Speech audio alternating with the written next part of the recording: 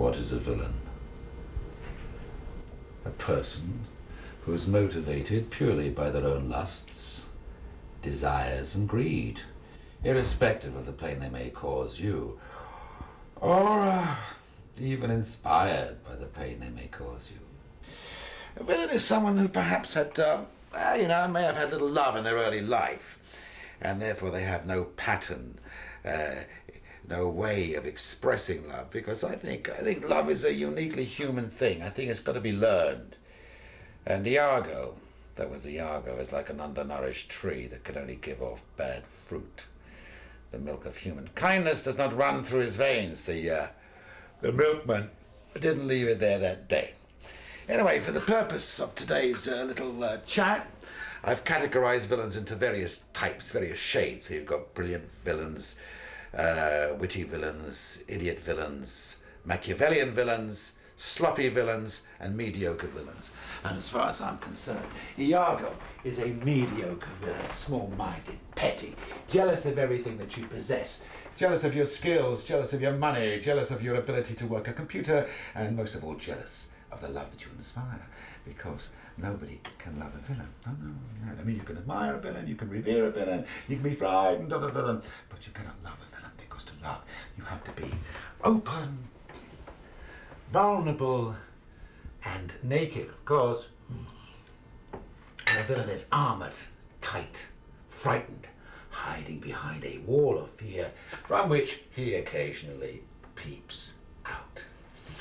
Yeah, so Iago is a mediocre villain. That doesn't mean to say that mediocrity is a crime, by no means. Most of you are mediocre. But that's why you go to the theatre, to watch other mediocrities. But mediocrities dressed in the great language of Shakespeare, dressed in those great philosophies, those insights, those parables. So we actors hold, as 'twere, the mirror up to nature. Now, of course, mediocrity is not a crime. Aristotle, the great Greek philosopher, said that compassion is the height of awareness. Simple compassion, the ability to be sensitive, to feel, to be sentient to other people.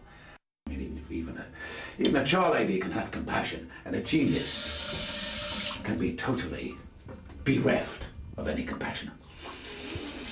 But anyway, just to get to the plot, Cassio, who was Othello's lieutenant, gets blinding drunk one night. Of course, organised by me. Why? Because I want to bring him down a peg. That guy's a stuffed shirt. You know, one of these Oxford kind of fags. Yes, he gets his job not because of any skill, right? Not any skill on the ground, as I did, but because of his contacts. He's a bit of a pompous arsehole, so I get him really, pissed.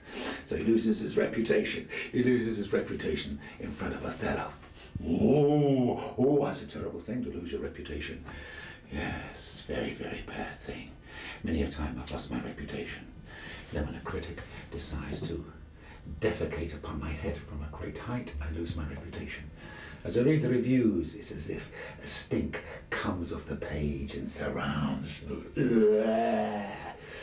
And I can't leave the house for days until the critic decides to dump his load upon someone else, and the smell travels over there. But when I read the review written about my colleague, I read it with compassion.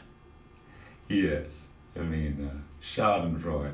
I enjoyed that. And Schadenfreude, you know what that is, of course. That's the pleasure we have out of somebody else's pain. And Schadenfreude is Iago's favourite wine. Little bit like Chardonnay, only somewhat drier. So Cassio goes to Iago and he says, oh, Iago, what can I do? Oh dear, I've lost my reputation. Too bad, chum. So I say to him, hey, chill, Cassio. All you've got to do is to go to Desdemona. She's beautiful, she's lovely, and she has the ear, amongst other things, of Othello.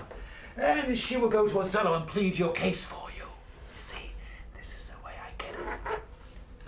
So she'll go to Othello and try and get round him.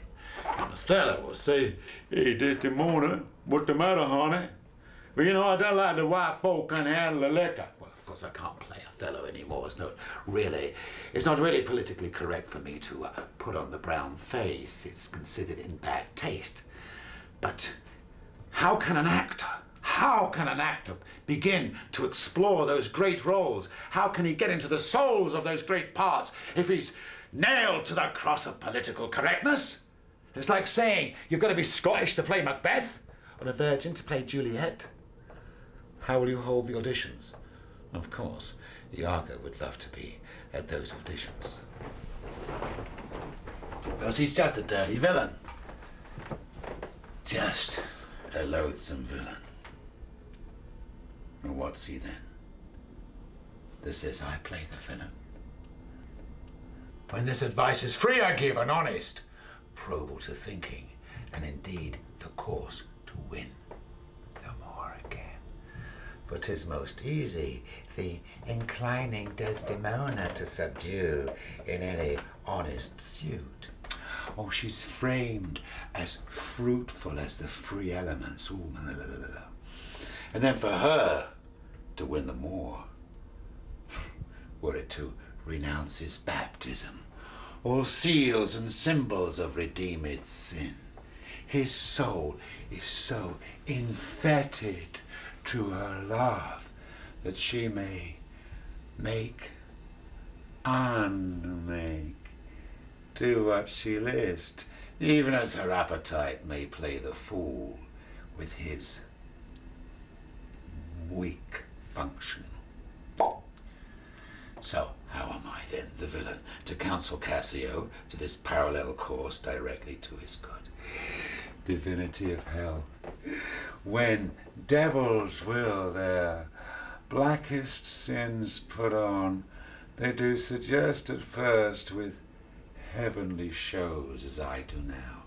For whilst this honest fool plies Desdemona to repair his fortunes, and she, for him, pleads strongly to the more, I'll pour this pestilence into his ear, that she repeals him for her body's lust. And by how much she strives to do him good, shall she undo her credit with the more. Thus will I turn her virtue into pitch, and out of her own goodness make the net that shall enmesh them all.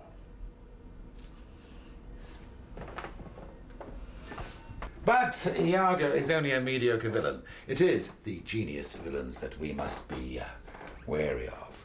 And Richard III is a genius villain. Brilliant, satanic, a mind of a laptop computer, only without the headaches. This man can kill, it means nothing to him. He can kill 5, 10, 1,000, 100,000, 1,000,000, 6,000,000, the magic figure. He can say, cut off his head with the same emotion as 2 more lumps of sugar. Cut off his head, 2 more lumps. You can't tell the difference. Sometimes he asks the servants for 2 more lumps and they bring in a head. Anyway, the head will sweeten his tea just the same.